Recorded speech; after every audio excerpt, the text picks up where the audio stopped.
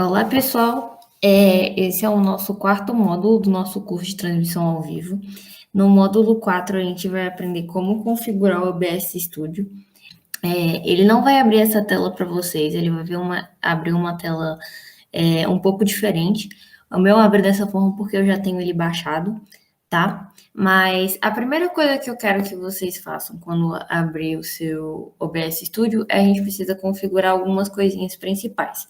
Que a gente precisa da nossa chave de transmissão, que a gente vai conseguir no nosso canal do YouTube. A gente precisa personalizar nossas cenas e as nossas fontes, que é o que permite o OBS ser tão versátil, diferente de outras plataformas. Bom, primeiro de tudo, a gente vai vir na parte do perfil. No perfil, a gente vai criar como novo perfil, vai inserir o nome, eu vou colocar o nome dele de curso. Essa parte você não precisa mexer, essa parte também não precisa mexer. Aqui é a parte que a gente vai começar a nossa configuração. Aqui você vai colocar YouTube e aqui ele vai pedir a sua chave de transmissão. Você vai mudar isso aqui, vai mudar sua chave para Primary YouTube Ingest Server. Vai colocar esse aqui, essa parte não precisa mexer. Aí, você pode entrar pelo YouTube, mas o próprio OBS te dá um caminho para isso. Você coloca obter chave de transmissão e ele vai carregar essa página aqui.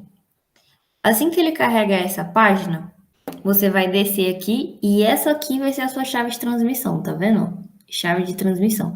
Você pode personalizar ela, você pode mudar a sua chave de transmissão, mas esse aqui é do canal. É só você copiar ela aqui, mas vale lembrar que a sua chave de transmissão, ela está dessa maneira como se fosse uma senha, porque ela precisa ser protegida. A sua chave de transmissão, ela dá acesso a qualquer pessoa a ter acesso ao seu canal e fazer uma transmissão. Por isso, tenha certeza que as pessoas que vão acessar o seu canal são de confiança e se você for compartilhar somente sua chave de transmissão, também essa pessoa tem que ser de confiança para que não ocorra algum problema com terceiros usando de má fé com o seu canal, correto? Então, você precisa copiar aqui.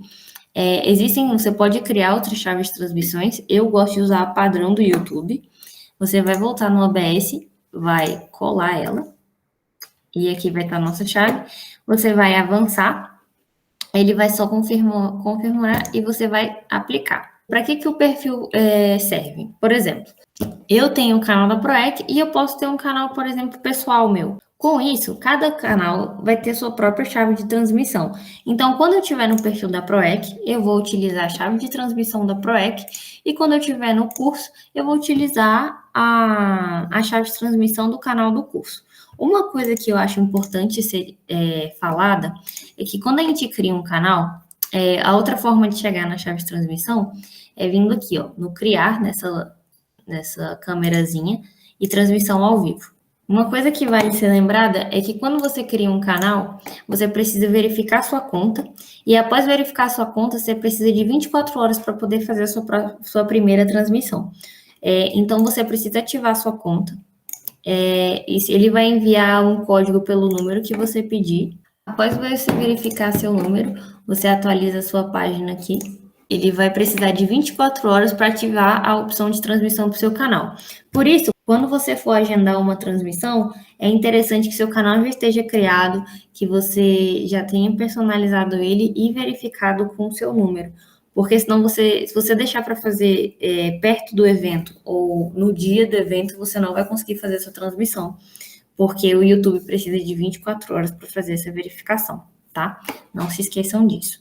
Voltando para o OBS, como eu havia falado, cada canal vai ter sua chave de transmissão e você vai cadastrar daquela maneira, clicando em novo, botando o nome do perfil e indo atrás da sua chave de transmissão. Inclusive, a chave de transmissão, você só vai conseguir ter acesso a ela após as 24 horas da verificação do seu canal, tá? Então, todo esse processo também precisa de um canal criado e verificado, inclusive para poder configurar o OBS, tá bom? Vamos supor, então, que o nosso canal já está configurado, o nosso canal já está pronto, já está verificado, personalizado. Então, a gente agora vai configurar as cenas e as fontes. É o que vai deixar a sua transmissão com a cara do evento ou do seu projeto de extensão, dependendo do que você estiver utilizando do dia. Vamos lá. Você vai vir em coleção de cenas, clicar novo. Eu vou colocar aqui curso. E eu vou criar 3 cenas aqui. Aqui tem a primeira cena que já está com esse nome. Eu vou renomear ela e colocar início. Vou criar mais uma aqui e colocar principal.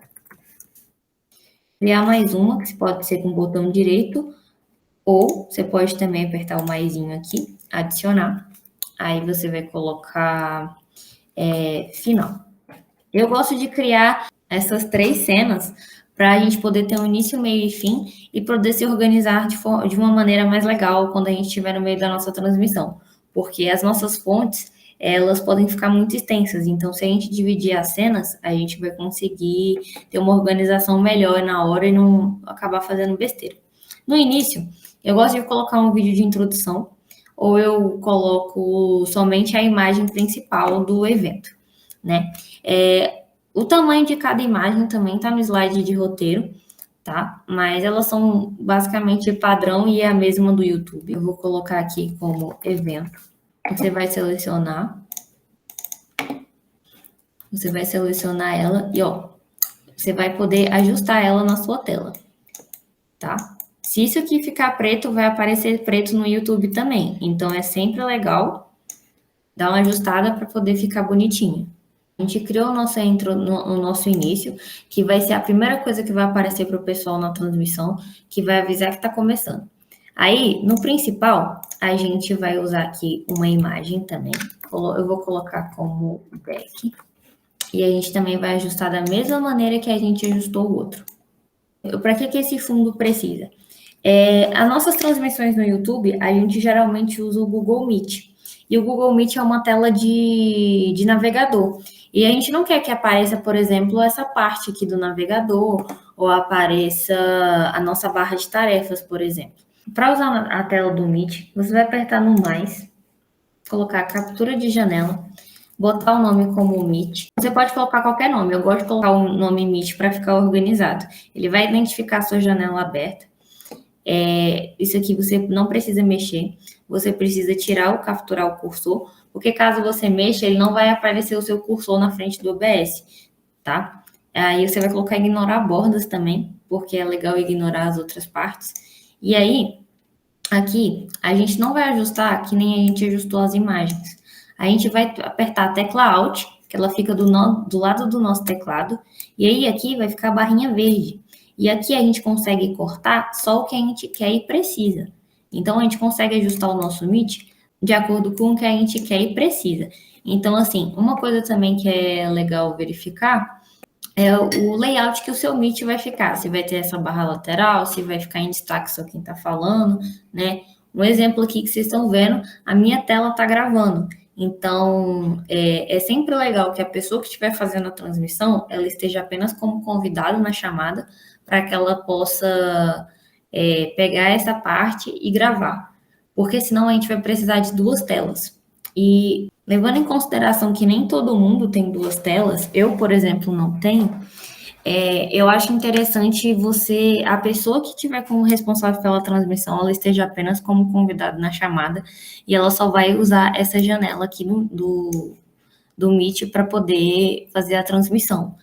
Ela pode participar falando na chamada, aparecendo por vídeo, mas para transmitir a tela dela, ou ela pede para um convidado, ou ela tem que ter uma segunda tela para poder transmitir o slide, ou transmitir umas fotos, dependendo do que for preciso, certo? E aí aqui leva em consideração uma coisa, as nossas fontes, elas têm uma hierarquia entre elas. Então, quem tiver por cima, quem tiver em cima vai aparecer primeiro e vai sobrepor a outra, né? Vocês podem ver que a parte do background tá aparecendo mesmo tendo outra coisa por cima. Se a gente passar o Meet aqui para baixo, o Meet vai sumir, porque na verdade agora quem está sobressaindo é o background. Mas a gente precisa que o Meet fique por cima. Então, o Meet sempre tem que estar assim. Não esqueçam disso. Após isso, no final, eu gosto de botar uma imagem que a gente pode reutilizar, inclusive eu vou usar o background de novo, vou ajustá-lo novamente. E aí, outra coisa que eu gosto de colocar sempre como uma forma de despedida são as nossas redes sociais, que as pessoas podem encontrar você depois da transmissão, né? Aqui, no caso, é uma PNG, você pode escolher, você pode fazer da maneira que você quiser. Você pode, inclusive, fazer uma imagem só para tudo isso, você não precisa utilizar duas fontes, que nem eu estou utilizando agora. Eu gosto de utilizar porque fica mais fácil de personalizar, mas aí aqui tem as redes sociais. E aí, agora que a gente conseguiu personalizar nossas 3 fontes, eu quero mostrar para vocês o modo estúdio, que ele fica nessa lateral aqui, ó. O modo estúdio do lado do programa é o que está aparecendo no YouTube neste momento. E a prévia é o que vai aparecer depois. Então, vamos supor que a gente iniciou a nossa transmissão e a próxima tela que a gente quer que apareça é a principal com o Meet e os nossos convidados. Então, aqui vai estar aparecendo no YouTube, você avisa que você vai começar em alguns segundos, né? E aí, você pega essa barra de rolamento e passa para cá. Assim que você terminar de rolar essa barrinha, essa parte aqui já vai estar no YouTube e essa parte aqui já não vai aparecer em lugar nenhum. Durante a transmissão, você não precisa ficar no modo estúdio. Você pode voltar para essa tela normalmente, que não vai fazer diferença alguma para o YouTube, ok? Você não precisa ficar naquela tela o tempo todo. Lá é uma forma mais fácil de se andar pelas cenas, né? Você pode muito bem andar por aqui também, se você achar melhor.